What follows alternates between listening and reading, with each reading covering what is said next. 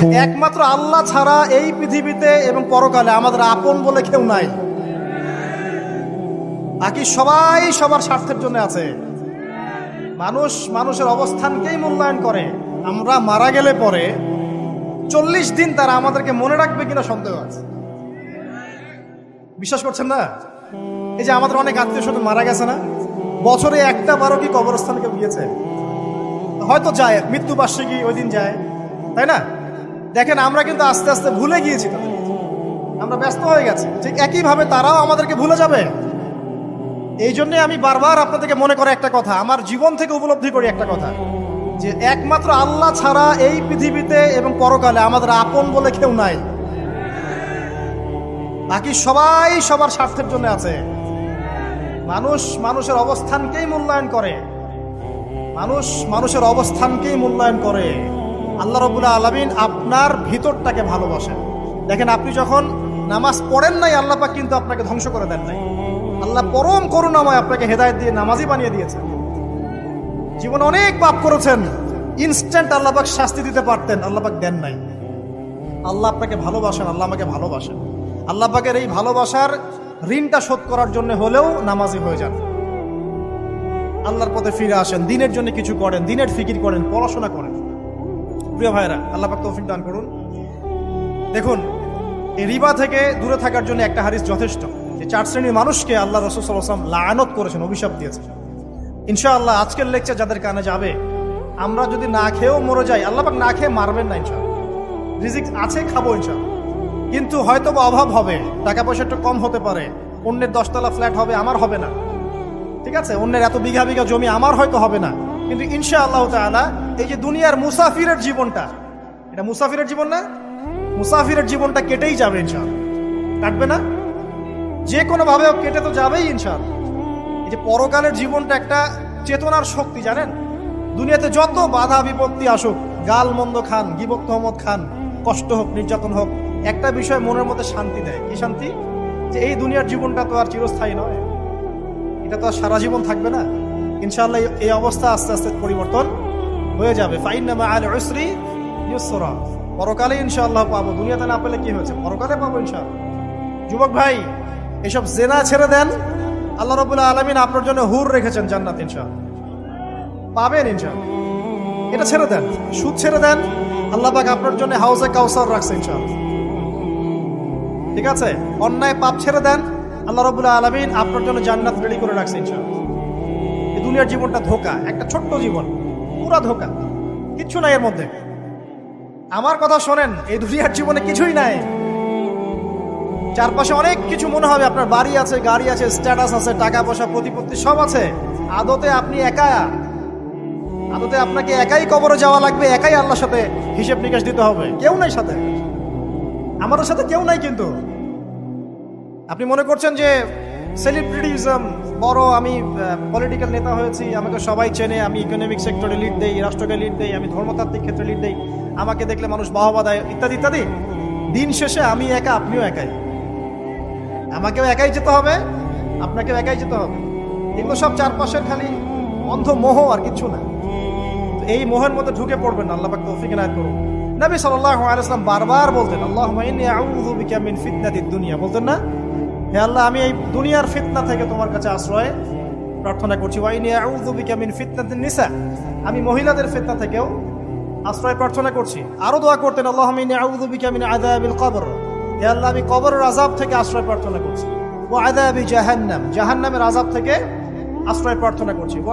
ওয়া মিন ফিতনাতিল মাহইয়া ওয়াল মামাত, জীবন মৃত্যুর ফিতনা থেকে আশ্রয় প্রার্থনা করছি। ওয়া মিন শাররি ফিতনাতিল মাসিহিদ দাজ্জাল, এবং দাজ্জালের ফিতনা থেকে আশ্রয় প্রার্থনা করছি। দাজ্জালে পরে আসবো ইনশাআল্লাহ। দাজ্জাল নিয়ে আলোচনা করলে আবার কিছু মানুষ খারেজি ট্যাগ লাগাই দিতে পারে, ওই জন্য এদিকে আমি এখন যাচ্ছি। হ্যাঁ, সামনে আসি। তো রিবার বিষয়টা বলছিলাম। আইয়ামে জাহিলিয়াতের যে সেই রিবা এখনকার বিশ্বে আছে কি নাই বলেন? ওই সময় না হয় মক্কায় ছিল, এখন কি সারা বিশ্বব্যাপী নাই? বিশ্বের কোনো কান্ট্রি রিবা মুক্ত না, বিশ্বের কোনো দেশ রিবা থেকে মুক্ত থাকতে পারবে না, এই বিশ্ব পরিচালনা যারা করছে ওদের আন্ডারে থাকলে। কখন হবে বিশ্ব রিবা মুক্ত? একদিন বিশ্ব রিবা মুক্ত হবে ইনশাআল্লাহ। একদিন না একদিন এই বিশ্বটা সুদ মুক্ত হবে ইনশাআল্লাহ তাআলা। তখন জালেম পার পাবে না, মাজলুমের রক্ত শ্রম বৃথা যাবে না ইনশাআল্লাহ। কবে কত বছর পর আমি জানি না, কিন্তু এতটুকু জানি যে মালহামার পরে যখন আল মাহদি আসবেন এবং তারপর যখন মাসিহুদ দাজ্জাল বের হবে এবং ঈসা ইবনে মারইয়ামকে আল্লাহ পাক নামিয়ে দিবেন, তার হাতে যখন দাজ্জাল নিহত হবে এবং জেরুজালেম থেকে যখন পুরো বিশ্ব শাসন করা হবে মুসলিমদের হাতে, তখন রিবা বলে কিচ্ছু থাকবে না পৃথিবীতে। তার আগ পর্যন্ত এই অবস্থা সলভ হবে কিনা আমরা জানি না, হতেও পারে নাও হবে। ওই সময় যে হবে নিশ্চিত ইনশাআল্লাহ। আসুন, আইয়ামে জাহিলিয়াতের আরেকটা বড় পাপ ছিল যে এক ভাই বলেছেন, সেটা হচ্ছে নারীর অবমাননা। কে বলেছে এই কথাটা? সামনে একজন। হ্যাঁ, আইয়ামে জাহিলিয়াতের অন্যতম একটা সেরা পাপ ছিল কি? নারীর অবমাননা। এটা নিয়ে কি বলতে হবে? এখন ধর্মের মধ্যেও আমরা নারীদেরকে অবমাননা করছি। বহু নামাজি ব্যক্তি আছে আমাদের মধ্যে, দেখবেন বোনের সম্পত্তি দেয় নাই। মেয়েকে শিক্ষিত করতে চাচ্ছেন না। কেন চাচ্ছেন না? ওর কি অধিকার নাই শিক্ষার? আপনি কি জানেন যে আয়েশা রাদিয়াল্লাহু আনহার কাছে বহু সাহাবী হাদিসের তালিম নিয়েছেন, বহু হাদিস শিখিয়েছেন কে? মা আয়েশা রাদিয়াল্লাহু আনহা। তিনি যদি শিক্ষিত না হতেন শেখাতে পারতেন? তো মেয়েদের শিক্ষার দরকার আছে না? হ্যাঁ, কি বিষয় দরকার? তাদের উপযুক্ত পরিবেশ নিশ্চিত করতে হবে, নিরাপত্তা, পর্দা এগুলো নিশ্চিত করতে হবে। তারপরে মেয়েদেরকে আপনি অবশ্যই শিক্ষিত করুন। ঘরের কোণে বসে রাখতে কে বলেছে? আপনি নিরাপদ পরিবেশ দেন, পর্দা দেন, তারা মাদ্রাসা যাবে, পড়াশোনা করবে। ঠিক আছে? আল্লাহ পাক আমাদের মা বোনদেরকে শিক্ষিত করার তৌফিক দান করুন, আমিন। ভালো ভালো কোয়ালিটি সম্পন্ন মহিলা মাদ্রাসা গড়ে তোলেন। আর মেয়েরা যদি শিক্ষিত না হয় তাহলে আমাদের বাড়ির বউরা শিক্ষিত হবে। আর বউ শিক্ষিত না হলে আপনি একা শিক্ষিত হয়ে লাভ নাই। তখন ওই যে বললাম টর্চার সেল, ওই টর্চার সেলে ঢুকতে হবে আর কি। কথা বুঝতে পারছেন না? আগে বিয়ে শাদী করেন, বুঝবেন ইনশাআল্লাহ। যারা করেছেন তারা অলরেডি হাসছে যে মিটমিট করে দেন। ঠিক আছে? আচ্ছা, সামনে আসেন। দেখেন মেয়েদের অবমাননা কিভাবে দেখাবো। সবচেয়ে বড় অবমাননা হচ্ছে ওদের দেহটাকে আমরা এখন পণ্য বানিয়েছি। এই যে পর্নোগ্রাফি দেখেন, এই মেয়েগুলোর ইজ্জতের কোনো দাম নাই। মানে তাদের দেহটাকে একটা ব্যবসার সামগ্রী বানানো হয়েছে। এবং আমি একটা লেকচার দিয়েছিলাম ঢাকায়, নীল দর্পণ, দেখবেন অনলাইনে আছে। ওখানে আমি স্ট্যাটিস্টিক দেখিয়েছি যে সারা বিশ্বে এই যে আমেরিকায় শুধুমাত্র $12 বিলিয়ন ব্যবসা করে পর্ন দিয়ে। এটা একটা ব্যবসা, একটা ইন্ডাস্ট্রি। যেমন ফিল্ম ইন্ডাস্ট্রি আছে, তারপরে গানের ইন্ডাস্ট্রি আছে না, এরকম একটা ইন্ডাস্ট্রি হচ্ছে এই পর্ন ইন্ডাস্ট্রি। এখানে সবাই অ্যাক্টর অ্যাক্ট্রেস, এটা হচ্ছে অভিনেতা অভিনেত্রী। এখানে যা দেখানো হয় এগুলো কিন্তু রিয়েল না, বাস্তব না, সব ফেক। বুঝতে পারছেন না কথা? এগুলো অভিনয়, এগুলো ফেক। এবং এটা একটা ইন্ডাস্ট্রি, এর মধ্য দিয়ে মেয়েদের দেহটাকে পণ্য বানিয়ে সারা বিশ্বে ব্যবসা করছে। এবং এর একটা অন্যতম উদ্দেশ্য হচ্ছে মুসলিম যুবকদের ঈমান যেন নষ্ট করা যায়। কারণ মুসলিম যুবকদের ঈমান চলে গেলে তারা নিশ্চিন্ত, ওদের পথে আর কেউ বাধা নাই। কারণ ওদের এই জুলুমের পথে বাধা যদি কেউ দিতে পারে তাহলে কারা দিবে? মুসলিমরা। আর মুসলিমদের মধ্যে সবচেয়ে শৌর্য বীর্য কাদের মধ্যে থাকে? যুবকদের মধ্যে। যুবকদের ঈমান যদি চলে যায় তাহলে এদের আর কোনো সমস্যা নাই। এই বিষয়টা খেয়াল করবেন যে এটা একটা ইন্ডাস্ট্রি। সো এখানে আমরা মেয়েদের দেহটাকে আমরা কি বানিয়েছি? পণ্য বানিয়ে দিয়েছি। আর এখন তো চলছে কাপড় খোলা সংস্কৃতি। প্রত্যেকটা সেক্টরে আপনি গিয়ে দেখবেন মেয়েদের ইজ্জত, সম্মান, আব্রুটাকে উন্মুক্ত করে এটাকে দিয়ে আমরা বিজনেস করছি। এটা একটা বিজনেস। এখানে সমাধান কি? সমাধান আয়েশা রাদিয়াল্লাহু আনহা। সমাধানকে সমাধান ফাতিমা রাদিয়াল্লাহু আনহা। সমাধান খাদিজা রাদিয়াল্লাহু আনহা। আমাদের মা, আমাদের বোন, আমাদের স্ত্রীদেরকে তাদের মতো করে মানুষ করতে হবে, গড়ে তুলতে হবে ইনশাআল্লাহ। দেখবেন নারীর সত্যিকারের সম্মান নিশ্চিত হবে ইনশাআল্লাহ। ইসলাম কি কখনো বলেছে যে মেয়েরা কাজ করতে পারবে না, পড়াশোনা করতে পারবে না ইত্যাদি? এই নাস্তিকরা তো ঠুনকো যুক্তি দিয়ে আক্রমণ করে। কে বলেছে সমস্যা?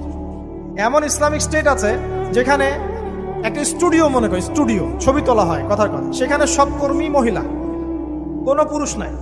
একটা মাদ্রাসা, সমস্ত কর্মী মহিলা, কোনো পুরুষ নাই। একটা স্কুল, সবাই মহিলা, কোনো পুরুষ নাই। ওখানে মেয়েরাই পড়ে, মেয়েরাই শেখায়। জায়েজ না জায়েজ বলেন?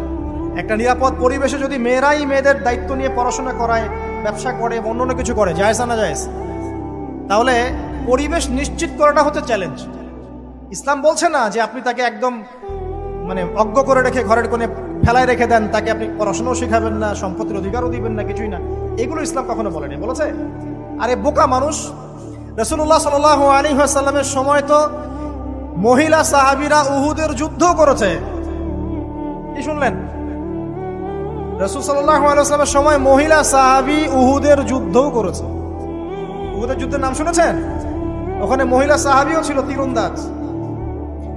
তাহলে মহিলাটা কি করে নাই নবীর যুগে? খাদিজা রাদিয়াল্লাহু আনহা যত বড় ব্যবসায়ী ছিলেন, এখন এত বড় ব্যবসায়ী পাবেন? কোন মেয়ে আছে এত বড় ব্যবসায়ী? উসমান রাদিয়াল্লাহু আনহু যত বড় বিজনেসম্যান ছিলেন, এখন এত বড় বিজনেসম্যান আছে?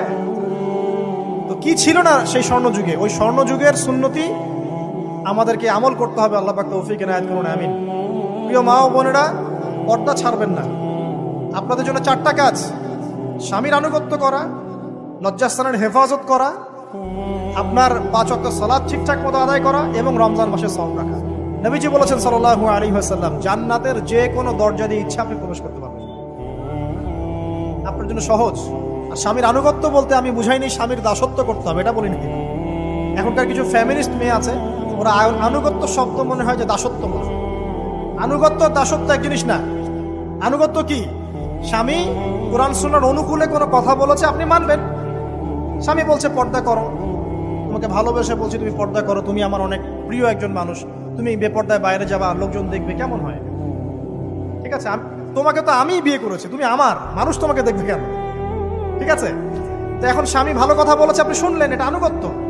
আর ওই স্বামী যদি বলে আসো তো আমার কলিগরা এসেছে, ওকে খাবার সার্ভ করতে হবে, আসো খাবারটা পরিবেশন করো, এখন আপনি বেপর্দা হয়ে আপনার স্বামীর কলিগের সামনে খাবার পরিবেশন করতে শুরু করবেন, এটা কি আনুগত্য করতে হবে? এটা তখন আপনি আনুগত্য করবেন না। সিম্পল, কোরআন সুন্নাহর অনুগত কাজে আপনি স্বামীর আনুগত্য করবেন, বিপরীতে গেলে আপনি করবেন না। স্বামীর আনুগত্য মানে স্বামীর দাসত্ব নয়। আর এই হাদিসটা আপনি কেন ভুলে যান যে আল্লাহ রাসূল সাল্লাল্লাহু আলাইহি ওয়াসাল্লাম বলেছেন, আল্লাহ ছাড়া যদি কাউকে সেজদা করা যেত, সম্মান বুঝাচ্ছেন, আল্লাহ ছাড়া যদি কাউকে সেজদা করা জায়েজ হতো, আমি মেয়েদেরকে বলতাম যেন স্বামীকে সেজদা করে। কেন?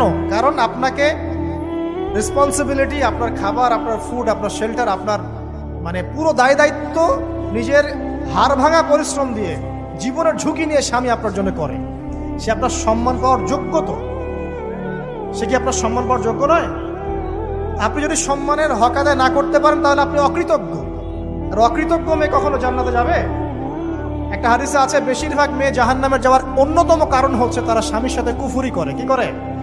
মানে সারা জীবন স্বামী ভালোবেসে যায়, ভরণ পোষণ দিয়ে যায়, সব চাহিদা পূরণ করে যায়, একদিন দেখবেন কথা কাটাকাটি হয়েছে, ওই দিন বলে বসবে যে তোমার কাছে আমি কিচ্ছু পাই না। এই যে কুফরি, এই কারণে তারা জাহান্নামে যেতে পারে বেশি। আল্লাহ হেফাজত করবে। আরেকটা কারণ হচ্ছে যে বেপর্দা। আপনাকে 4টা মূলনীতি ফলো করতে হবে। 1, এমন কোনো পোশাক পরবেন না যে পোশাকটা আটো সাটো, যেটা পরলে আপনার গায়ের কাঠামো বোঝা যায়। এটা বোরখা হলেও পরা যাবে না। আমি কি বুঝাতে পারছি? ডিজিটাল বোরখা দেখেন নাই? দেখছেন? মাশাআল্লাহ। আর কারা কারা দেখছেন? এদিকে চোখ বেশি যায় না? আচ্ছা, এমনি দেখা যায়, চোখ দিতে হয় না, এমনি দেখা যায়। ডিজিটাল বোরখা চলবে না, ডিজিটাল বোরখা চলবে না। আমার মত, এটা আমি মত দিচ্ছি, আমি আল্লাহর রাস্তায় সময় দিয়েছি অনেকদিন, এবং এখানে যে পর্দাটা শেখানো হয় এরকম পর্দা আমি অন্য কোথাও দেখিনি। এত চমৎকার পর্দা শেখানো হয়। কারা কারা সময় লাগিয়েছেন? 3 দিন 7 দিন সময় দিয়েছেন কারা কারা? বেশিরভাগই দেন নাই, সমস্যা নাই, দিতে হবে। আমি বাধ্যতামূলক বলিনি আপনাকে, বলেছি এখানে পর্দা শেখানো হয়, চমৎকার পর্দা শেখানো হয়, যে এখানে চোখটা পর্যন্ত তাদের ঢেকে রাখার তালিম দেওয়া হয়। যাই হোক, যেখানেই শেখেন অ্যাটলিস্ট পর্দাটা শিখলেই হলো। এমন পোশাক হবে না যেই পোশাকটা আটো সাটো, যেটা পরে আপনার গায়ের কাঠামো বোঝা যায়। 2 নম্বরে এমন পোশাক পরা যাবে না যেই পোশাকটা পরলে বাহির থেকে ভিতরের অঙ্গ দেখা যায়। দেখেছেন? দেখেন নাই? দেখছেন হুজুর? আচ্ছা, আপনারা তো সব দেখেন দেখি। তারপরে 3 নাম্বার, এমন পোশাক পরা যাবে না যেটা অমুসলিমদের সাথে সাদৃশ্য আছে। কথা বুঝতে পারছেন? অমুসলিমদের ধর্মীয় বিষয়ের সাথে সাদৃশ্য আছে এমন পোশাক মুসলিম মেয়েদের পরা যাবে না। এর মানে এই নয় যে অন্য ধর্মকে আপনি আক্রমণ করবেন, এটাও নয়। যে যার ধর্ম তাদের স্বাধীনতা মতো পালন করবে। মুসলিমরা বাধা দিবে? দিবে না। মুসলিমরা দাওয়াত দিতে পারে। কি করতে পারে?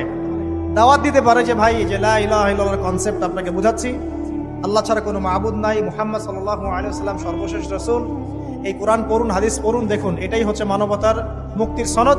এরপর যদি সে ইসলাম কবুল করে আলহামদুলিল্লাহ, যদি না করে এর হিসাব কে দিবে? সে নিজে দিবে। এর হিসাব কি আমাকে দেওয়া লাগবে? দেওয়া লাগবে না। তো অমুসলিমদের সাথে সাদৃশ্য আছে এমন পোশাক চলবে না। আর 4 হচ্ছে পুরুষরা মেয়েদের পোশাক পরতে পারবে না, মেয়েরা পুরুষদের পোশাক পরতে পারবে না। জি, আপনাদেরকেই বলছি, আপনারা জিন্স পরতে পারবেন না, মেয়েদেরকে বলছি, এবং টি শার্ট পরতে পারবেন না। আপনারা ওই যে যা ইচ্ছা তাই ড্রেস পরে বলবেন যে 1000 বছরের সভ্যতা সংস্কৃতি, এসব বাজে কথা চলবে না এখানে। এটা 1000 বছরে কোনোদিনও আমাদের দাদা নানিরা এগুলা কখনো পরে নাই। পড়ছে? আপনার দাদি কখনো ওইরকম পরছিল শাড়ি? তো যে বললো 1000 বছর থেকে পরে আসতেছে নাকি? সুবহানাল্লাহ। তো এখানে বিষয়টা হচ্ছে পুরুষ মেয়ের পোশাক পরতে পারবে না, মেয়ে পুরুষের পোশাক পরতে পারবে না। আমি খুব সংক্ষিপ্ত করে আপনাকে কোরআন সুন্নাহ থেকে 4টা মূলনীতি বলে দিলাম। এই 4টা মূলনীতি কোরআনেও আছে, হাদিসেও আছে। আসেন, এই যে নারীর অবমাননা, এই বিষয়টা আইয়ামে জাহিলিয়াতে যেমন ছিল, এখন দেখবেন আরো বড় পরিসরে এসেছে। আসলে এই যে ফ্যাশন শো, দেহের প্রদর্শনী, বিভিন্ন ফিল্মস দেখবেন, ফিল্ম ইন্ডাস্ট্রিজে দেখবেন, মিউজিকে দেখবেন, পর্নে দেখবেন, মেয়েদের দেহটাকে নিয়ে ব্যবসা করা হচ্ছে। আগে তো না হয় কন্যা সন্তান হলে জীবন্ত পুঁতে ফেলতো নাকি? এখন যদি গর্ভের বাচ্চা মেয়ে জানে, অনেকে আগেই মেরে ফেলে। বোঝেন নাই মনে হয়? অনেকে যদি জানে যে গর্ভে মেয়ে সন্তান আছে, আগেই মেরে ফেলে। এমন অনেক দেশ আছে, আমি নাম বলছি না দেশের সঙ্গত কারণে, যে সেই দেশে এরকম মেয়ে সন্তানকে এই যে খালাস করে ফেলার, নষ্ট করে ফেলার, ভ্রূণ নষ্ট করার আলাদা ক্লিনিক আছে, আলাদা হসপিটাল আছে। বলে নাউজুবিল্লাহ। তো আসলে ওই 1450 বছর আগের মানুষটা বেশি বর্বর ছিল না আমরা বেশি বর্বর? এই অধিকারের কথা বলে বলে আমরা মেয়েদের দেহটাকে নিয়ে এখন মশকরা করছি, তামাশা করছি। সবচেয়ে সেরা অধিকার কোথায় পাবে? কোরআনে পাবে, হাদিসে পাবে, ইসলামে পাবে। তার পর্দা নিশ্চিত হবে, দেহ সেফ থাকবে, তার ইজ্জত নিশ্চিত হবে, ইজ্জত সেফ থাকবে, তার সম্মান সেফ থাকবে, তাকে রাজরানীর মতো স্বামী বাসায় রাখবে, কারণ সে হচ্ছে তার কাছে সবচেয়ে মূল্যবান প্রিয় বস্তু। শুধু তাই নয়, সম্পত্তির অধিকার তাকে দিতে হবে। একজন মেয়ে তার ভাইয়ের সম্পত্তি পাবে, তার বাবার সম্পত্তি পাবে, তার স্বামীর সম্পত্তি পাবে, সব দিক থেকে সে সম্পত্তি পাবে। আর একজন ছেলে কিন্তু সব দিক থেকে সম্পত্তি পাবে না। এই বিষয়গুলো যখন এক শ্রেণীর মানুষ বোঝে না, তখন ইসলামের বিরুদ্ধে অহেতুক প্রপাগান্ডা চালানো শুরু করে। সবচেয়ে সেরা সম্মান রক্ষার উদাহরণ দেয়া হয়েছে ইসলামে, কোরআনে এবং হাদিসে। এই কথাটা আপনাদের মা বোনদেরকে বুঝাবেন, তবে নম্রতার সাথে বুঝাবেন, কারণ উচ্চবাচ্য করলে তারা কথা শুনবে। আল্লাহ রাসূল সাল্লাল্লাহু আলাইহি ওয়াসাল্লাম বলেছেন, কিছুটা বাঁকা হাড় দিয়ে তাদেরকে তৈরি করা হয়েছে। যদি আপনি শক্ত করে চাপ দিতে যান তাহলে ভেঙে যাবে, আর যদি আপনি ওই অবস্থায় ছেড়ে দেন তাহলে বাঁকাই থেকে যাবে। এখানে আপনাকে হিকমা অবলম্বন করতে হবে। আল্লাহ পাক তৌফিক দান করুন। একটা বিষয় বলছিলাম, ওই যে শিরকের পাপ এখন গ্লোবালাইজেশন হয়েছে না, ওই সুদের পাপ এখন গ্লোবালাইজেশন হয়েছে না। গ্লোবালাইজেশন বোঝেন? মানে বিশ্বায়ন, পুরো বিশ্বে ছড়িয়ে পড়েছে না। আর একটা হচ্ছে এই যে মেয়েদের অবমাননা, এটা সারা বিশ্বে ছড়িয়ে পড়ে নাই? আচ্ছা, আর দুটা বলবো, এরপর বলে আমি শেষের দিকে যাচ্ছি। আসা, একটা হচ্ছে মাদক। আইয়ামে জাহিলিয়াতের অন্যতম সেরা পাপ ছিল কি? মাদক। ওই যে বলছেন জাহিলি যুগ, কেন বলছেন জাহিলি যুগ? বিকজ ওইখানে মাদক খেত মানুষ বেশি। এখন বলেন, ওখানে না হয় মক্কায় মাদক খেত মানুষ, এখন সারা বিশ্বে মাদক ছড়িয়ে পড়ে নাই?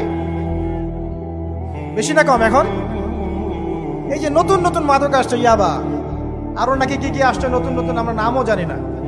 এই যে গাজার নাম জানি, ফেন্সিডিলের নাম জানি, আর কি কি আছে? হিরোইন বলেন, আর দু একটা, আফিম, আর কি আছে? হ্যাঁ, ব্রেন্ডি।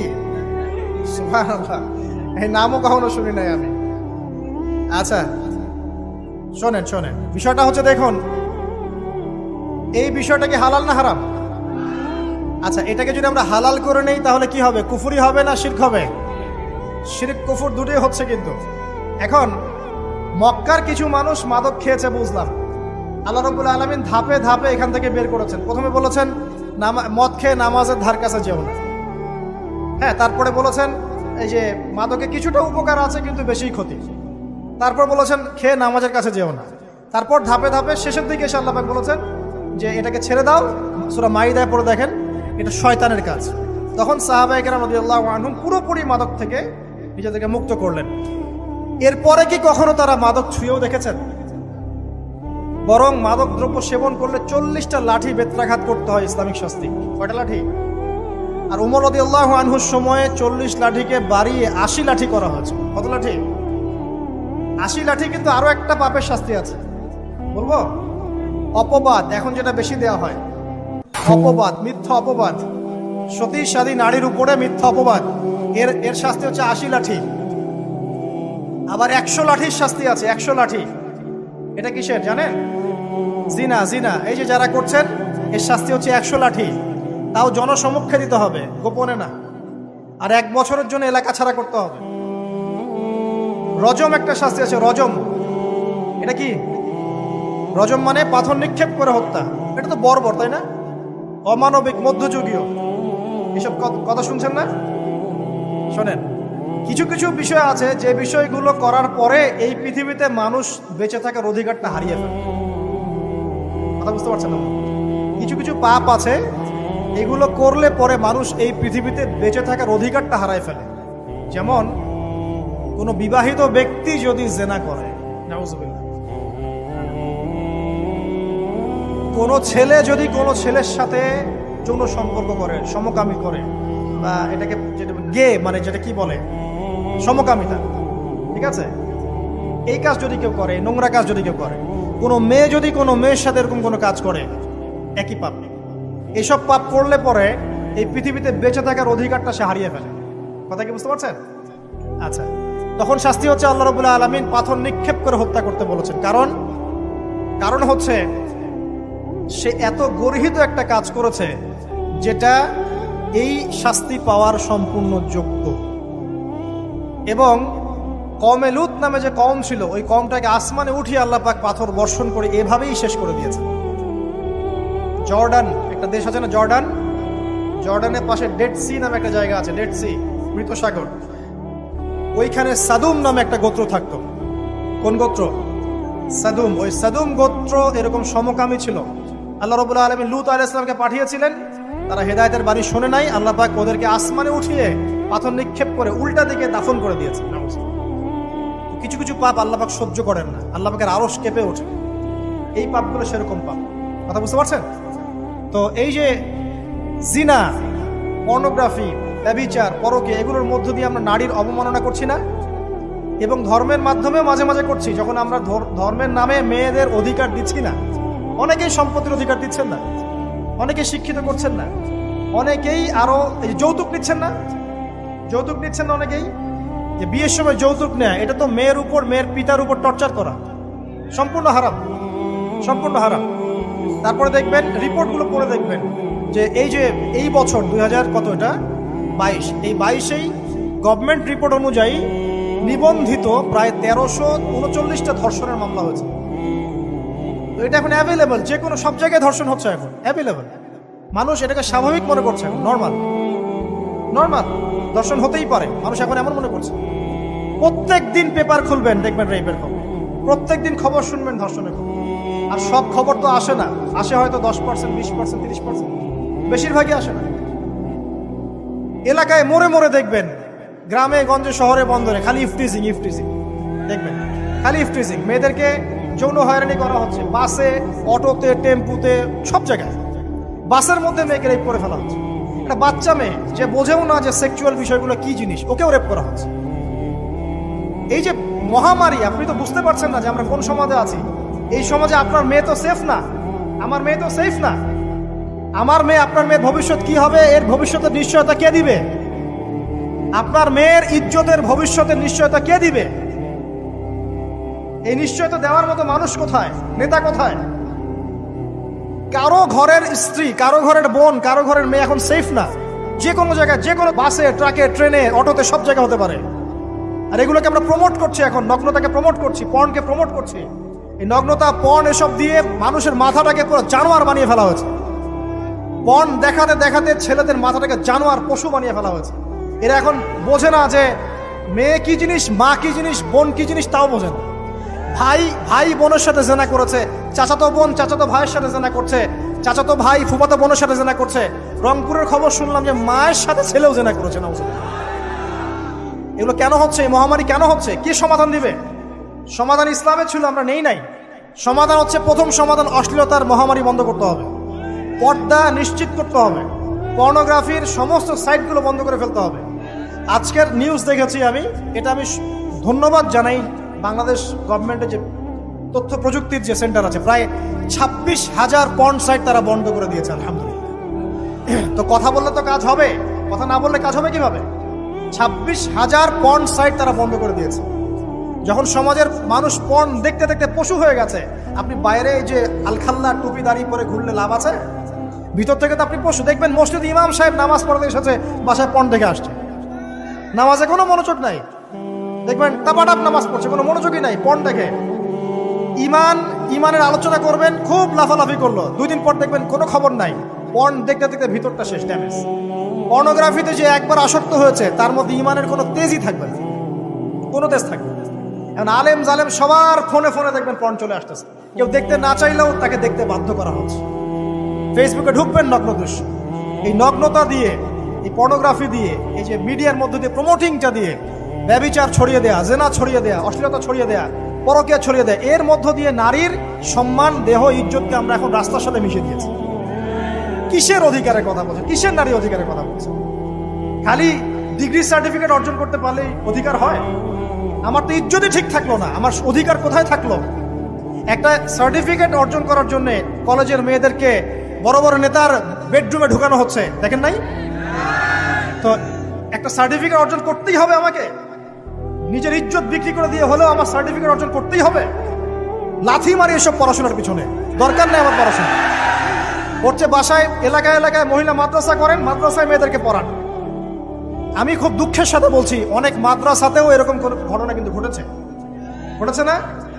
এখানে একটা কথা আমরা পরিষ্কার করতে চাই, সেটা হলো যে পাপী, রেপি, ধর্ষণী, সে আলেম করুক আর জালেম করুক, ইমাম করুক আর জালেম করুক, ফাসেক করুক, সবাইকে সমান শাস্তি নিশ্চিত করতে হবে। আর শাস্তি হবে দৃষ্টান্তমূলক, যেন আরো 10 জন দেখে শিক্ষা নেয়। ওই যে ইসলামে আছে না হাত কেটে ফেলা, কি কারণে বলেন তো?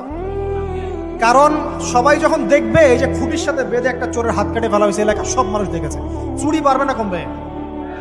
নিশ্চিত চুরি কমে যাবে ইনশাআল্লাহ। এই যে নারীর অবমাননার ওই যুগের চেয়ে এই যুগে বেশি না কম? আপনি ভালো করে আল্লাহর নূর দিয়ে দেখেন। আমি প্রথমে বলেছি, শুধু বাইরের চোখ দিয়ে দেখলে সব বুঝতে পারবেন না। আল্লাহ পাকে নূর দিয়ে দেখেন, কোরআন সুন্নাহর গভীর জ্ঞান দিয়ে দেখেন, দেখবেন ওই জাহিলিয়াতের চেয়ে 1000 গুণ বেশি জাহিলিয়াত এখনকার বিশ্বে চলছে। আল্লাহ পাক আমাদের মা বোনদের ইজ্জত হেফাজত করুন, তাদের সম্মান হেফাজত করুন। আমরা দোয়া করি আল্লাহ পাক তাদেরকে উচ্চশিক্ষায় শিক্ষিত করুন, নিরাপত্তা নিশ্চিত করুন। কেউ যদি ওদের দিকে খারাপ চোখ তুলে তাকায়, আল্লাহ পাক সেই চোখকে যেন ধ্বংস করে দেন। আল্লাহ পাক তাদের ইজ্জতের প্রতি যদি কেউ খারাপভাবে হাত বাড়ায়, তাদের শাস্তি যেন নিশ্চিত করার তৌফিক আল্লাহ পাক আমাদেরকে দান করেন। আল্লাহ পাক আমাদের মা বোনদেরকে মহামূল্যবান মনে করে আমাদেরকে হেফাজত করার তৌফিক দান করুন, আমিন। আর তাদেরকে যারা নগ্ন করতে চায়, আল্লাহ পাক এদেরকে ধ্বংস করে ছেড়ে দিন, আমিন। আল্লাহ পাক বলেছেন, যারা চায় মুমিন মুসলিমদের সমাজে অশ্লীলতা ছড়িয়ে পড়ুক, দুনিয়া এবং আখিরাত উভয় জাহানে আল্লাহ পাক এদেরকে ধ্বংস করুন। আরেকটা বলে শেষ করি, সেটা হলো, কয়টা বলেছি ভাই? জাহিলিয়াত। ইমাম মুহাম্মদ বিন আব্দুল ওয়াহাব রাহিমাহুল্লাহ, তার একটা বইয়ের মধ্যে 1000টা জাহিলিয়াত আছে। আমি 5টা বাছাই করেছি। কয়টা?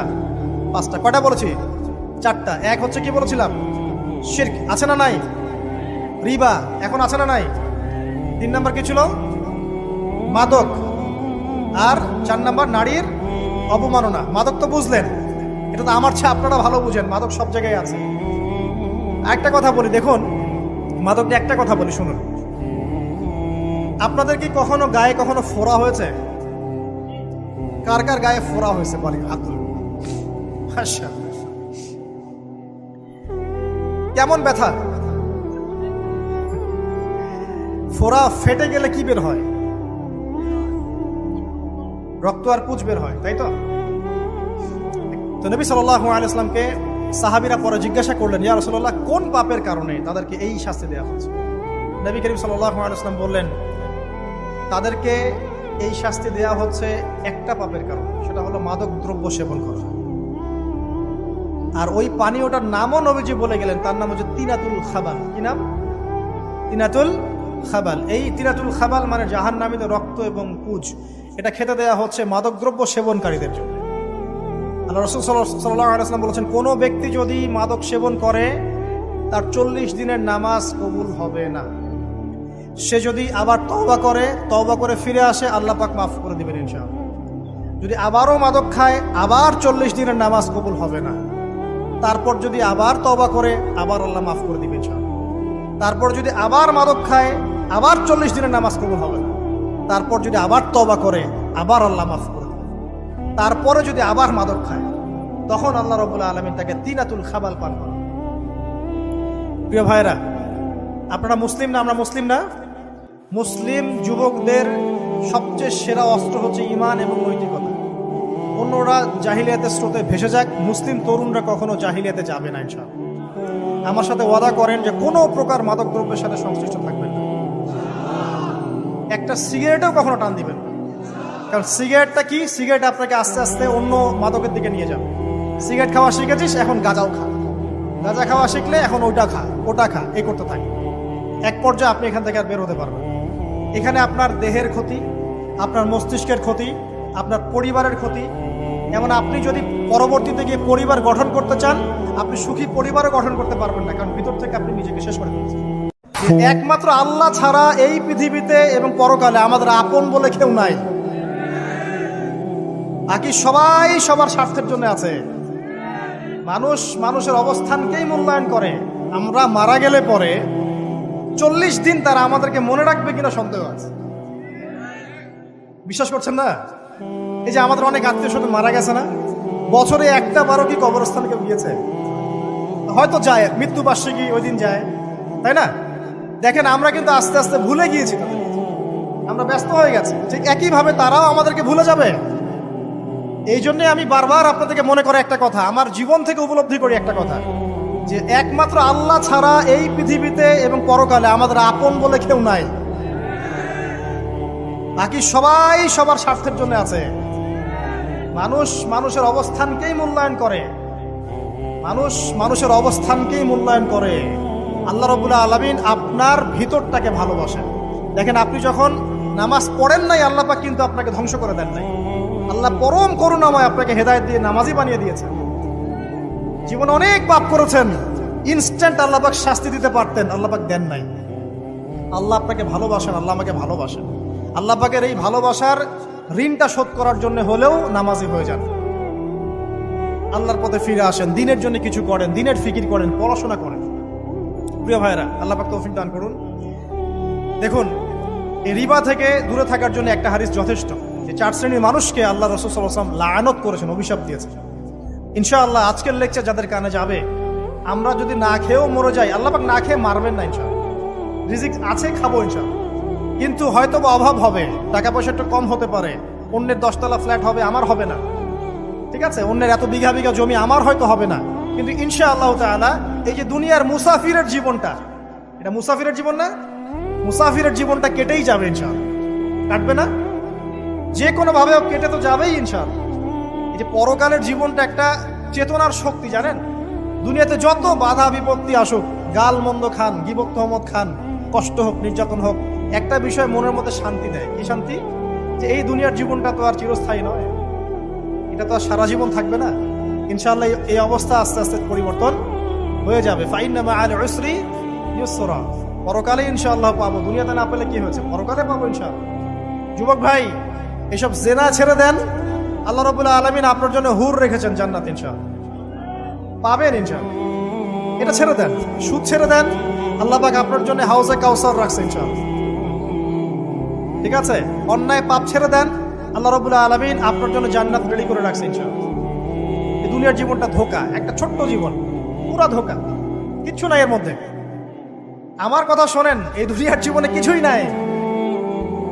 চারপাশে অনেক কিছু মনে হবে, আপনার বাড়ি আছে, গাড়ি আছে, স্ট্যাটাস আছে, টাকা পয়সা, প্রতিপত্তি সব আছে। আদতে আপনি একা, আদতে আপনাকে একাই কবরে যাওয়া লাগবে, একাই আল্লাহর সাথে হিসেব নিকাশ দিতে হবে। কেউ নাই সাথে, আমাদের সাথে কেউ নাই। কিন্তু আপনি মনে করছেন যে সেলিব্রিটিজম বড়, আমি পলিটিক্যাল নেতা হয়েছি, আমাকে সবাই চেনে, আমি ইকোনমিক সেক্টরে লিড দেই, রাষ্ট্রকে লিড দেই, আমি ধর্মতাত্ত্বিক ক্ষেত্রে লিড দেই, আমাকে দেখলে মানুষ বাহবা দেয়, ইত্যাদি ইত্যাদি। দিন শেষে আমি একা, আপনিও একাই। আমাকেও একাই যেতে হবে, আপনাকেও একাই যেতে হবে। এগুলো সব চারপাশের খালি অন্ধ মোহ আর কিছু না। এই মোহের মধ্যে ঢুকে পড়বেন না, আল্লাহ পাক তৌফিক এনায়েত করুন। নবী সাল্লাল্লাহু আলাইহি ওয়াসাল্লাম বারবার বলতেন, আল্লাহুম্মা ইন্নী আউযু বিকা মিন ফিতনাতিদ দুনিয়া, বলতেন না, হে আল্লাহ আমি এই দুনিয়ার ফিতনা থেকে তোমার কাছে আশ্রয় প্রার্থনা করছি। ওয়া ইন্নী আউযু বিকা মিন ফিতনাতিন নিসা, আমি মহিলাদের ফিতনা থেকেও আশ্রয় প্রার্থনা করছি। আরো দোয়া করতেন, আল্লাহুম্মা ইন্নী আউযু বিকা মিন আযাবিল কবর, হে আল্লাহ আমি কবরের আযাব থেকে আশ্রয় প্রার্থনা করছি। ওয়া আযাবি জাহান্নাম, জাহান্নামের আযাব থেকে আশ্রয় প্রার্থনা করছি। ওয়া মিন ফিতনাতিল মাহইয়া ওয়াল মামাত, জীবন মৃত্যুর ফিতনা থেকে আশ্রয় প্রার্থনা করছি। ওয়া মিন শাররি ফিতনাতিল মাসিহিদ দাজ্জাল, এবং দাজ্জালের ফিতনা থেকে আশ্রয় প্রার্থনা করছি। দাজ্জালে পরে আসবো ইনশাআল্লাহ। দাজ্জাল নিয়ে আলোচনা করলে আবার কিছু মানুষ খারেজি ট্যাগ লাগাই দিতে পারে, ওই জন্য এদিকে আমি এখন যাচ্ছি। হ্যাঁ, সামনে আসি। তো রিবার বিষয়টা বলছিলাম। আইয়ামে জাহিলিয়াতের যে সেই রিবা এখনকার বিশ্বে আছে কি নাই বলেন? ওই সময় না হয় মক্কায় ছিল, এখন কি সারা বিশ্বব্যাপী নাই? বিশ্বের কোনো কান্ট্রি রিবা মুক্ত না, বিশ্বের কোনো দেশ রিবা থেকে মুক্ত থাকতে পারবে না, এই বিশ্ব পরিচালনা যারা করছে ওদের আন্ডারে থাকলে। কখন হবে বিশ্ব রিবা মুক্ত? একদিন বিশ্ব রিবা মুক্ত হবে ইনশাআল্লাহ। একদিন না একদিন এই বিশ্বটা সুদ মুক্ত হবে ইনশাআল্লাহু তাআলা। তখন জালেম পার পাবে না, মাজলুমের রক্ত শ্রম বৃথা যাবে না ইনশাআল্লাহ। কবে, কত বছর পর আমি জানি না, কিন্তু এতটুকু জানি যে মালহামার পরে যখন আল মাহদি আসবেন এবং তারপর যখন মাসিহুদ দাজ্জাল বের হবে এবং ঈসা ইবনে মারইয়ামকে আল্লাহ পাক নামিয়ে দিবেন, তার হাতে যখন দাজ্জাল নিহত হবে এবং জেরুজালেম থেকে যখন পুরো বিশ্ব শাসন করা হবে মুসলিমদের হাতে, তখন রিবা বলে কিচ্ছু থাকবে না পৃথিবীতে। তার আগ পর্যন্ত এই অবস্থা সলভ হবে কিনা আমরা জানি না, হতেও পারে নাও হবে। ওই সময় যে হবে নিশ্চিত ইনশাআল্লাহ। আসুন, আইয়ামে জাহিলিয়াতের আরেকটা বড় পাপ ছিল যে এক ভাই বলেছেন, সেটা হচ্ছে নারীর অবমাননা। কে বলেছে এই কথাটা? সামনে একজন। হ্যাঁ, আইয়ামে জাহিলিয়াতের অন্যতম একটা সেরা পাপ ছিল কি? নারীর অবমাননা। এটা নিয়ে কি বলতে হবে? এখন ধর্মের মধ্যেও আমরা নারীদেরকে অবমাননা করছি। বহু নামাজি ব্যক্তি আছে আমাদের মধ্যে, দেখবেন বোনের সম্পত্তি দেয় নাই, মেয়েকে শিক্ষিত করতে চাচ্ছেন না। কেন চাচ্ছেন না? ওর কি অধিকার নাই শিক্ষার? আপনি কি জানেন যে আয়েশা রাদিয়াল্লাহু আনহার কাছে বহু সাহাবী হাদিসের তালিম নিয়েছেন, বহু হাদিস শিখিয়েছেন কে? মা আয়েশা রাদিয়াল্লাহু আনহা। তিনি যদি শিক্ষিত না হতেন শেখাতে পারতেন? তো মেয়েদের শিক্ষার দরকার আছে না?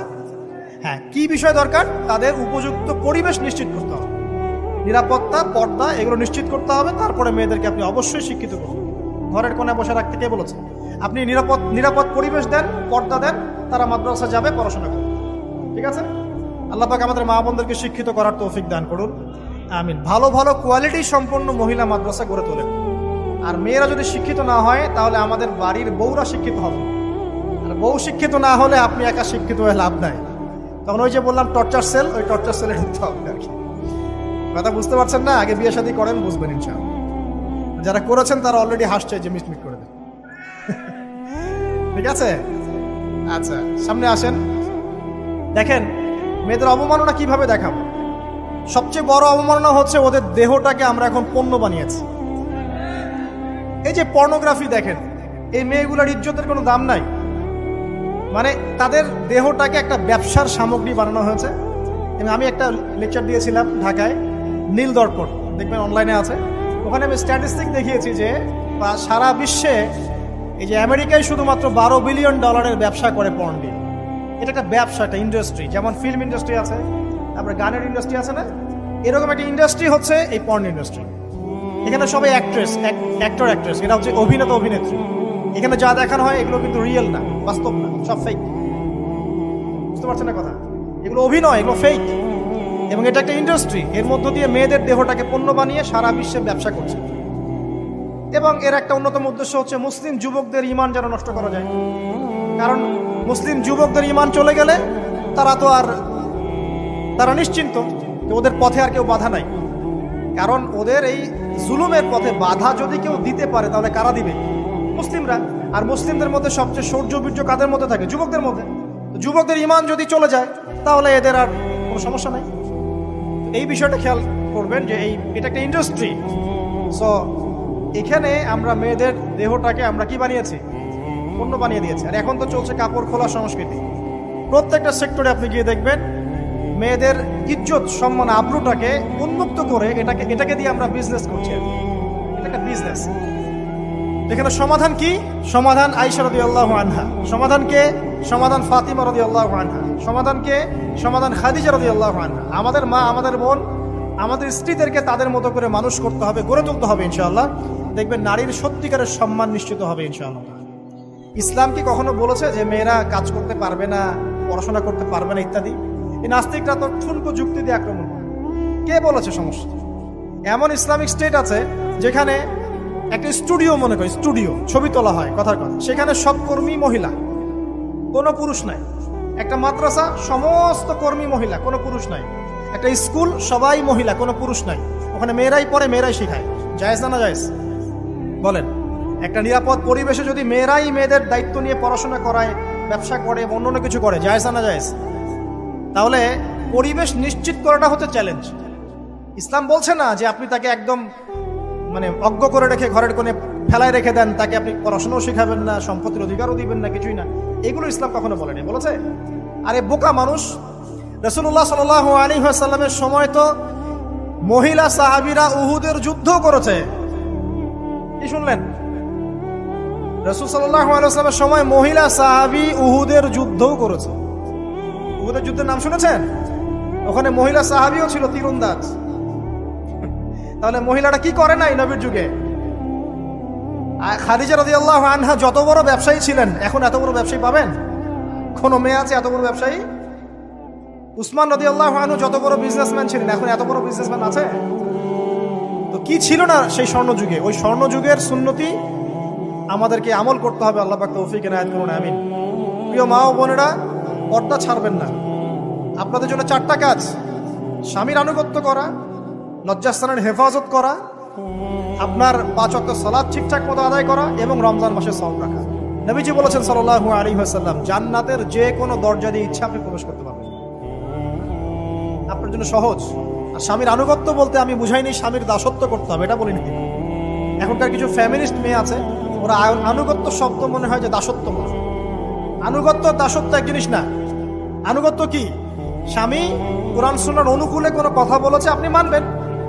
স্বামী বলছে পর্দা করো, তোমাকে ভালোবেসে বলছি তুমি পর্দা করো, তুমি আমার অনেক প্রিয় একজন মানুষ, তুমি বেপর্দায় বাইরে যাবা, লোকজন দেখবে, কেমন হয়? ঠিক আছে, তোমাকে তো আমি বিয়ে করেছি, তুমি আমার মানুষ, তোমাকে দেখবে কেন? ঠিক আছে। তো এখন স্বামী ভালো কথা বলেছে, আপনি শুনলেন, এটা আনুগত্য। আর ওই স্বামী যদি বলে আসো তো, আমার কলিগরা এসেছে, ওকে খাবার সার্ভ করতে হবে, আসো খাবারটা পরিবেশন করো, এখন আপনি বেপর্দা হয়ে আপনার স্বামীর কলিগের সামনে খাবার পরিবেশন করতে শুরু করবেন, এটা কি আনুগত্য করতে হবে? এটা তখন আপনি আনুগত্য করবেন না। সিম্পল। কোরআন সুন্নাহর অনুগত কাজে আপনি স্বামীর আনুগত্য করবেন, বিপরীতে গেলে আপনি করবেন না। স্বামীর আনুগত্য মানে স্বামীর দাসত্ব নয়। আর এই হাদিসটা আপনি কেন ভুলে যান যে আল্লাহ রাসূল সাল্লাল্লাহু আলাইহি ওয়াসাল্লাম বলেছেন, আল্লাহ ছাড়া যদি কাউকে সেজদা করা যেত, সম্মান বুঝাচ্ছেন, আল্লাহ ছাড়া যদি কাউকে সেজদা করা জায়েজ হতো, আমি মেয়েদেরকে বলতাম যেন স্বামীকে সেজদা করে। কেন? কারণ আপনাকে রেসপন্সিবিলিটি, আপনার খাবার, আপনার ফুড, আপনার শেল্টার, আপনার পুরো দায় দায়িত্ব নিজের হাড় ভাঙা পরিশ্রম দিয়ে, জীবনের ঝুঁকি নিয়ে স্বামী আপনার জন্য করে। সে আপনার সম্মান পাওয়ার যোগ্য তো? সে কি আপনার সম্মান পাওয়ার যোগ্য নয়? আপনি যদি সম্মানের হক আদায় না করতে পারেন, তাহলে আপনি অকৃতজ্ঞ। আর অকৃতজ্ঞ মেয়ে কখনো জান্নাতে যাবে? একটা হাদিসে আছে, বেশিরভাগ মেয়ে জাহান্নামে যাওয়ার অন্যতম কারণ হচ্ছে তারা স্বামীর সাথে কুফরি করে। কি করে? সারা জীবন স্বামী ভালোবেসে যায়, ভরণ পোষণ দিয়ে যায়, সব চাহিদা পূরণ করে যায়, একদিন দেখবেন কথা কাটাকাটি হয়েছে, ওই দিন বলে বসবে যে তোমার কাছে আমি কিচ্ছু পাইনি।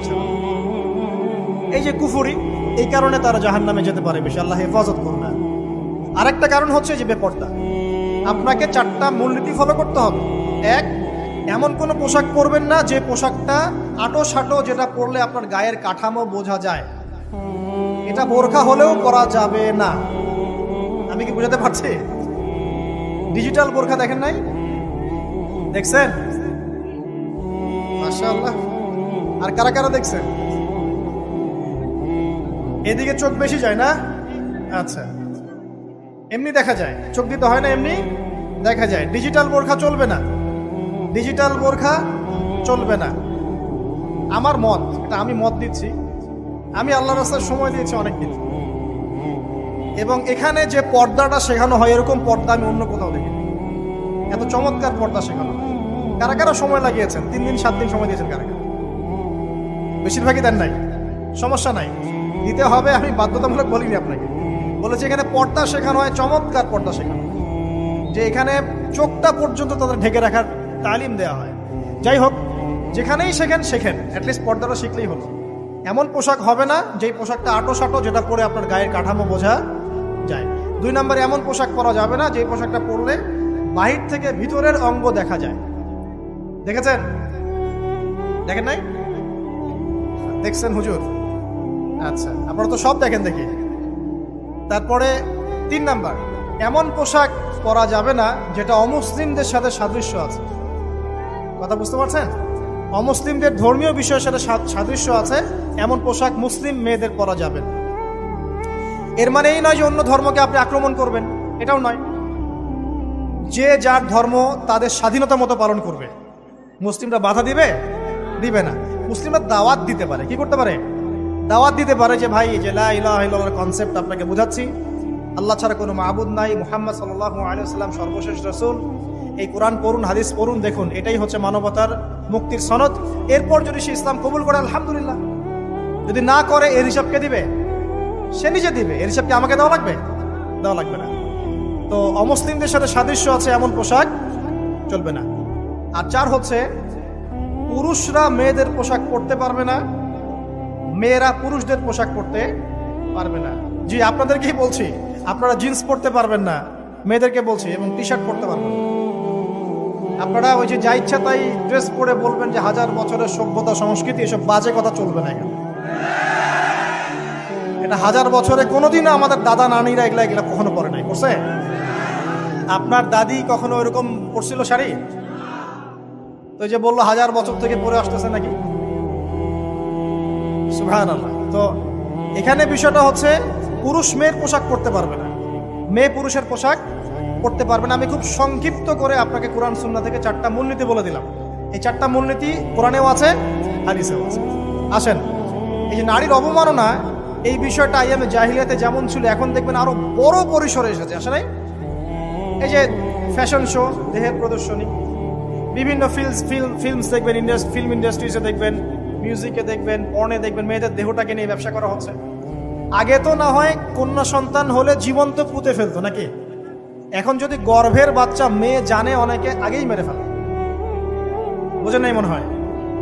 অনেকে যদি জানে যে গর্ভে মেয়ে সন্তান আছে, আগেই মেরে ফেলে।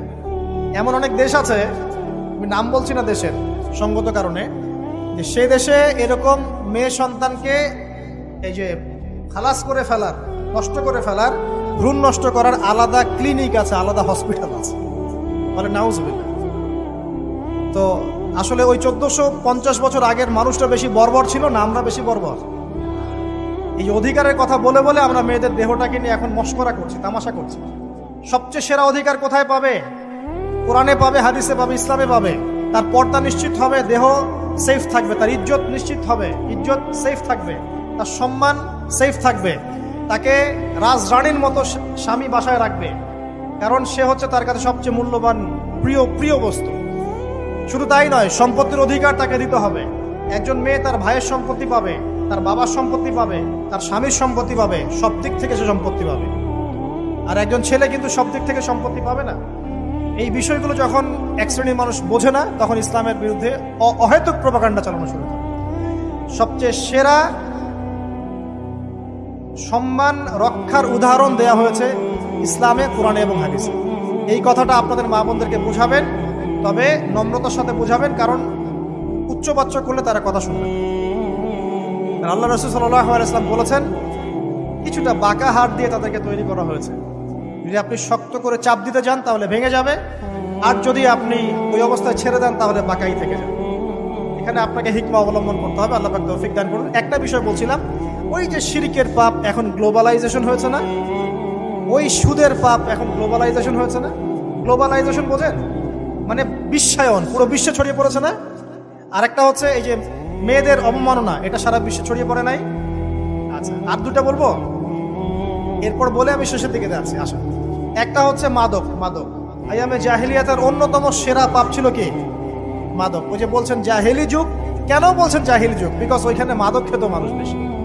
এখন বলেন ওখানে না হয় মক্কায় মাদক খেত মানুষ, এখন সারা বিশ্বে মাদক ছড়িয়ে পড়ে নাই? বেশি না কম? এখন এই যে নতুন নতুন মাদক আসছে, ইয়াবা, আরো নাকি কি কি আসছে নতুন নতুন, আমরা নামও জানি না। এই যে গাজার নাম জানি, ফেন্সিডিলের নাম জানি, আর কি কি আছে, হিরোইন বলেন আর দু একটা, আফিম, আর কি আছে, হ্যাঁ, ব্রেন্ডি, সুবহানাল্লাহ, এই নামও কখনো শুনি নাই আমি। আচ্ছা শোনেন শোনেন, বিষয়টা হচ্ছে দেখুন, এই বিষয়টা কি হালাল না হারাম? আচ্ছা, এটাকে যদি আমরা হালাল করে নেই তাহলে কি হবে? কুফরি হবে না শিরক হবে? শিরক কুফর দুটোই হচ্ছে। কিন্তু এখন মক্কার কিছু মানুষ মাদক খেয়েছে বুঝলাম, আল্লাহ রাব্বুল আলামিন ধাপে ধাপে এখান থেকে বের করেছেন। প্রথমে বলেছেন মদ খেয়ে নামাজের ধার কাছে যেও না, হ্যাঁ, তারপরে বলেছেন এই যে মাদকে কিছুটা উপকার আছে কিন্তু বেশি ক্ষতি, তারপর বলেছেন খেয়ে নামাজের কাছে যেও না, তারপর ধাপে ধাপে শেষের দিকে এসে আল্লাহ পাক বলেছেন যে এটাকে ছেড়ে দাও। সূরা মাইদায় পড়ে দেখেন, এটা শয়তানের কাজ। তখন সাহাবায়ে কেরাম রাদিয়াল্লাহু আনহুম পুরোপুরি মাদক থেকে নিজেদেরকে মুক্ত করলেন। এরপরে কি কখনো তারা মাদক ছুঁয়েও দেখেছেন? বরং মাদক দ্রব্য সেবন করলে 40টা লাঠি বেত্রাঘাত করতে হয় ইসলামিক শাস্তি। কয়টা লাঠি? আর উমর রাদিয়াল্লাহু আনহুর সময়ে 40 লাঠিকে বাড়িয়ে 80 লাঠি করা হয়েছে। কত লাঠি? 80 লাঠি। কিন্তু আরো একটা পাপের শাস্তি আছে, বলবো? অপবাদ, এখন যেটা বেশি দেওয়া হয়, অপবাদ, মিথ্যা অপবাদ, সতী নারীর উপরে মিথ্যা অপবাদ, এর শাস্তি হচ্ছে 80 লাঠি। আবার 100 লাঠির শাস্তি আছে, 100 লাঠি। এটা কিসের জানেন? জিনা, জিনা, এই যে যারা করছেন এর শাস্তি হচ্ছে 100 লাঠি, তাও জনসমক্ষে দিতে হবে, গোপনে না। আর 1 বছরের জন্য এলাকা ছাড়া করতে হবে। রজম একটা শাস্তি আছে, রজম। এটা কি? রজম মানে পাথর নিক্ষেপ করে হত্যা। এটা তো বর্বর, তাই না? অমানবিক, মধ্যযুগীয়। এসব কথা শুনছেন না? শোনেন, কিছু কিছু বিষয় আছে যে বিষয়গুলো করার পরে এই পৃথিবীতে মানুষ বেঁচে থাকার অধিকারটা হারিয়ে ফেলে। কথা বুঝতে পারছেন না? কিছু কিছু পাপ আছে, এগুলো করলে পরে মানুষ এই পৃথিবীতে বেঁচে থাকার অধিকারটা হারায় ফেলে। যেমন কোনো বিবাহিত ব্যক্তি যদি জেনা করে, নাউজুবিল্লাহ, কোনো ছেলে যদি কোনো ছেলের সাথে যৌন সম্পর্ক করে, সমকামী করে, বা এটাকে যেটা গে মানে যেটা কি বলে, সমকামিতা, ঠিক আছে, এই কাজ যদি কেউ করে, নোংরা কাজ যদি কেউ করে, কোনো মেয়ে যদি কোনো মেয়ের সাথে এরকম কোনো কাজ করে, একই পাপ। এইসব পাপ করলে পরে এই পৃথিবীতে বেঁচে থাকার অধিকারটা সে হারিয়ে ফেলে। কথা কি বুঝতে পারছেন? আচ্ছা, তখন শাস্তি হচ্ছে আল্লাহ রাব্বুল আলামিন পাথর নিক্ষেপ করে হত্যা করতে বলেছেন। কারণ হচ্ছে সে এত গর্হিত একটা কাজ করেছে যেটা এই শাস্তি পাওয়ার সম্পূর্ণ যোগ্য। এবং কওমে লূত নামে যে কওম ছিল, ওই কওমটাকে আসমানে উঠিয়ে আল্লাহ পাক পাথর বর্ষণ করে এভাবেই শেষ করে দিয়েছে। জর্ডান একটা দেশ আছে না, জর্ডান, জর্ডানের পাশে ডেড সি নামে একটা জায়গা আছে, ডেড সি, মৃত সাগর। ওইখানে সাদুম নামে একটা গোত্র থাকতো। কোন গোত্র? সাদুম। ওই সাদুম গোত্র এরকম সমকামী ছিল। আল্লাহ রাব্বুল আলামিন লূত আলাইহিস সালামকে পাঠিয়েছিলেন, তারা হেদায়েতের বাণী শোনে নাই, আল্লাহ পাক ওদেরকে আসমানে উঠিয়ে পাথর নিক্ষেপ করে উল্টা দিকে দাফন করে দিয়েছে। কিছু কিছু পাপ আল্লাহ পাক সহ্য করেন না, আল্লাহ পাকের আরশ কেঁপে ওঠে। এই পাপগুলো সেরকম পাপ। কথা বুঝতে পারছেন? তো এই যে জিনা, পর্নোগ্রাফি, ব্যভিচার, পরকীয়া, এগুলোর মধ্য দিয়ে আমরা নারীর অবমাননা করছি না? এবং ধর্মের মাধ্যমেও মাঝে মাঝে করছি, যখন আমরা ধর্মের নামে মেয়েদের অধিকার দিচ্ছি না। অনেকেই সম্পত্তির অধিকার দিচ্ছেন না, অনেকে শিক্ষিত করছেন না, অনেকেই আরো যৌতুক নিচ্ছেন না, যৌতুক নিচ্ছেন না অনেকেই। যে বিয়ের সময় যৌতুক নেয়, এটা তো মেয়ের উপর, মেয়ের পিতার উপর টর্চার করা, সম্পূর্ণ হারাম, সম্পূর্ণ হারাম। তারপরে দেখবেন, রিপোর্টগুলো পড়ে দেখবেন যে এই বছর 2000 কত, এটা 22, এই 22-এই গভর্নমেন্ট রিপোর্ট অনুযায়ী নিবন্ধিত প্রায় 1339টা ধর্ষণের মামলা হয়েছে। তো এটা এখন অ্যাভেলেবল, যে কোনো সব জায়গায় ধর্ষণ হচ্ছে, এখন অ্যাভেলেবল। মানুষ এটাকে স্বাভাবিক মনে করছে, এখন নর্মাল, ধর্ষণ হতেই পারে, মানুষ এখন এমন মনে করছে। প্রত্যেক দিন পেপার খুলবেন, দেখবেন রেপের খবর, প্রত্যেক দিন খবর শুনবেন ধর্ষণের খবর। আর সব খবর তো আসে না, আসে হয়তো 10%, 20%, 30%, বেশিরভাগই আসে না। এলাকায় মোড়ে মোড়ে দেখবেন, গ্রামে গঞ্জে শহরে বন্দরে খালি ইফটিজিং ইফটিজিং দেখবেন, খালি ইফটিজিং। মেয়েদেরকে যৌন হয়রানি করা হচ্ছে, বাসে, অটোতে, টেম্পুতে, সব জায়গায়। বাসের মধ্যে মেয়েকে রেপ করে ফেলা হচ্ছে। একটা বাচ্চা মেয়ে যে বোঝেও না যে সেক্সুয়াল বিষয়গুলো কি জিনিস, ওকেও রেপ করা হচ্ছে। এই যে মহামারী, আপনি তো বুঝতে পারছেন না যে আমরা কোন সমাজে আছি। এই সমাজে আপনার মেয়ে তো সেফ না, আমার মেয়ে তো সেফ না। আমার মেয়ে, আপনার মেয়ের ভবিষ্যৎ কি হবে, এর ভবিষ্যতের নিশ্চয়তা কে দিবে? আপনার মেয়ের ইজ্জতের ভবিষ্যতের নিশ্চয়তা কে দিবে? এই নিশ্চয়তা দেওয়ার মতো মানুষ কোথায়, নেতা কোথায়? কারো ঘরের স্ত্রী, কারো ঘরের বোন, কারো ঘরের মেয়ে এখন সেফ না। যে কোনো জায়গায়, যে কোনো বাসে, ট্রাকে, ট্রেনে, অটোতে, সব জায়গায় হতে পারে। আর এগুলোকে আমরা প্রমোট করছি, এখন নগ্নতাকে প্রমোট করছি, পর্নকে প্রমোট করছি। এই নগ্নতা, পর্ন, এসব দিয়ে মানুষের মাথাটাকে পুরো জানোয়ার বানিয়ে ফেলা হয়েছে। পর্ন দেখাতে দেখাতে ছেলেদের মাথাটাকে জানোয়ার, পশু বানিয়ে ফেলা হয়েছে। এরা এখন বোঝে না যে মেয়ে কি জিনিস, মা কি জিনিস, বোন কি জিনিস, তাও বোঝে না। ভাই ভাই বোনের সাথে জেনা করেছে, চাচাতো বোন চাচাতো ভাইয়ের সাথে জেনা করছে, চাচাতো ভাই ফুফাতো বোনের সাথে জেনা করছে। রংপুরের খবর শুনলাম যে মায়ের সাথে ছেলেও জেনা করেছে। না, এগুলো কেন হচ্ছে? এই মহামারী কেন হচ্ছে? কি সমাধান দিবে? সমাধান ইসলামে ছিল, আমরা নেই নাই। সমাধান হচ্ছে, প্রথম সমাধান অশ্লীলতার মহামারী বন্ধ করতে হবে, পর্দা নিশ্চিত করতে হবে, পর্নোগ্রাফির সমস্ত সাইটগুলো বন্ধ করে ফেলতে হবে। আজকের নিউজ দেখেছি আমি, এটা আমি ধন্যবাদ জানাই বাংলাদেশ গভর্নমেন্টের যে তথ্য প্রযুক্তির যে সেন্টার আছে, প্রায় 26,000 পর্ন সাইট তারা বন্ধ করে দিয়েছে, আলহামদুলিল্লাহ। তো কথা বললে তো কাজ হবে, কথা না বললে কাজ হবে কিভাবে? 26,000 পর্ন সাইট তারা বন্ধ করে দিয়েছে। যখন সমাজের মানুষ পর্ন দেখতে দেখতে পশু হয়ে গেছে, আপনি বাইরে এই যে আলখাল্লা টুপি দাঁড়িয়ে পরে ঘুরলে লাভ আছে?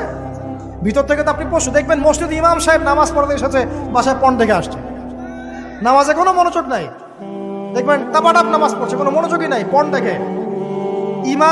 ইমানের আলোচনা করবেন, খুব লাফালাফি করলো, 2 দিন পর দেখবেন কোনো খবর নাই, পর্ন দেখতে দেখতে ভিতরটা শেষ, ড্যামেজ।